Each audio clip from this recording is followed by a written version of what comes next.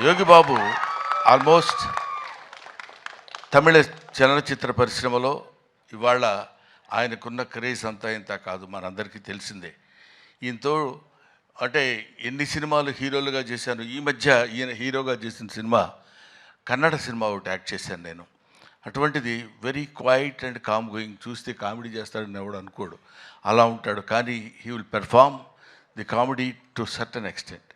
అది ఇట్లాంటి గొప్ప గొప్ప వాళ్ళందరూ కలిసి, అంటే ఏజ్లో చిన్నవాళ్ళు కావచ్చు కోర్స్ నాకంటే, అందరూ ఏమండి 2020యా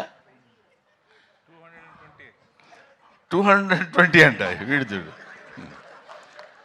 కాబట్టి ఏమైనా ఇటువంటి నేను మొదటి నుంచి నేను ఆశించేది, నేను కోరుకునేది ఏంటంటే యంగ్స్టర్స్లో నుంచి ఒక అద్భుతాలు వస్తాయనే ఒక పిచ్చి నమ్మకం నాకు.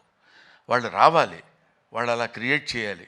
బికాస్ కొంచెం ఫ్లోయింగ్ వాటర్, వెళుతున్న వాటర్ అలా వెళుతుంటుంది, మళ్ళీ కొత్త వాటర్ వచ్చినప్పుడు ఆ వాటర్లో ఒక చిన్న ఎక్సైట్మెంట్, ఒక ఎన్లైట్మెంట్, ఒక ఎలివేషన్, అద్భుతమైనటువంటి స్టఫ్ కలిగినటువంటి వాళ్ళు రావాలని కోరుకునేటువంటి వ్యక్తిని నేను.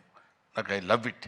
కాబట్టి ఇటువంటి వాళ్ళలో చేస్తున్నటువంటి ఈ సినిమాలో నేను యాక్ట్ చేయాలనేటువంటి ఆలోచన నాకు రావడం, మొట్టమొదట నా దగ్గరికి వచ్చాడు నాతో సమానమైనటువంటి వ్యక్తి బాబీ. నాతో సమానమైన వ్యక్తి అంటే height.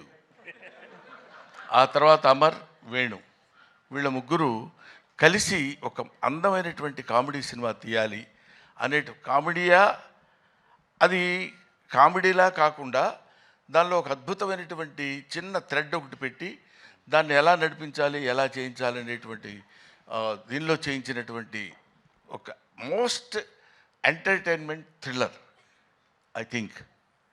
Am I right, Bobby? Am I right, Murali? అమ్మయ్యా.